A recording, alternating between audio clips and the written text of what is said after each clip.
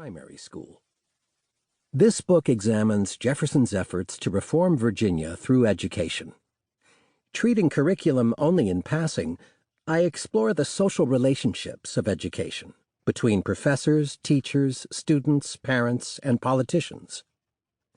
In this version, Jefferson's social context in Virginia looms even larger than his unique personality and career achievements. Slavery dominated that society, affecting everyone and every institution, including schools. Enslaved labor subsidized education for masters, but complicated attempts to school common whites, limited female education, and blocked literacy for black Virginians. The profits of slavery also underwrote the planter hedonism that so troubled Jefferson as antithetical to self-discipline and study. The story told here was more tragic than heroic, as Jefferson's more noble aspirations became entangled in the inequalities of Virginia.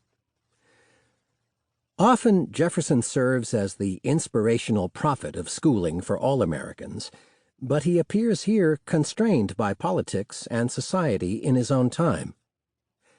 Never has a failed proposal received more acclaim than Jefferson's 1779 bill to educate all white children. That program faltered because Virginia's legislators preferred to keep taxes low rather than invest in schools and teachers. In 1805, a Richmond newspaper writer complained that the state would spend $50,000 annually on criminal prosecutions and yet not give a single cent towards educating the poor, a skewed priority all too familiar today. Jefferson contributed to that failure by opting, in 1819, to secure state support for only the most elitist element of his vision: a university to educate the sons of wealthy planters, lawyers, and merchants.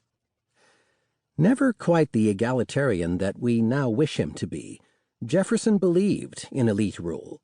He just wanted to improve the planter class into a meritocracy through education.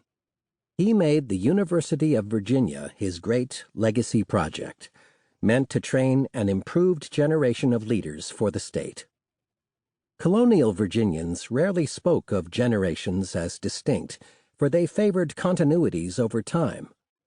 The Revolution, however, promoted a new sense of time and change, which induced leaders and educators to think of generations as real and powerful. The Revolution created a republic in Virginia, but it seemed fragile as well as precious. The aging generation wanted to train young men to cherish and defend free government. In 1810, Jefferson explained, "The boys of the rising generation are to be the men of the next, and the sole guardians of the principles we deliver over to them." Unlike most of his elite peers, Jefferson also wanted the next generation to reform Virginia. By 1785, when only 43 years old, Jefferson announced that it was too late for him to transform society. Let younger men take up the challenge of democratizing the state constitution and emancipating the enslaved. "It is to them I look, to the rising generation, and not to the one now in power for these great reformations." Students were supposed to accomplish what Jefferson and his generation could not or would not do. By building a university, Jefferson claimed to keep faith with his radical goals, even as he backed away from pushing them. But he made a desperate bet in counting on the sons of wealthy planters to liberalize Virginia.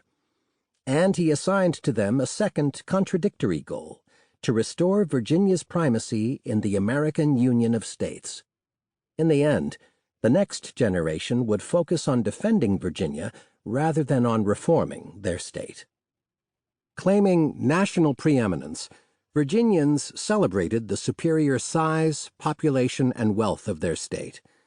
They also cited the brilliance and prominence of their great statesmen, who included Jefferson, Patrick Henry, James Madison, and George Washington. In the new Union, Virginians saw an opportunity to lead an empire of liberty as a projection of their power. During the early 19th century, however, they found their leadership challenged.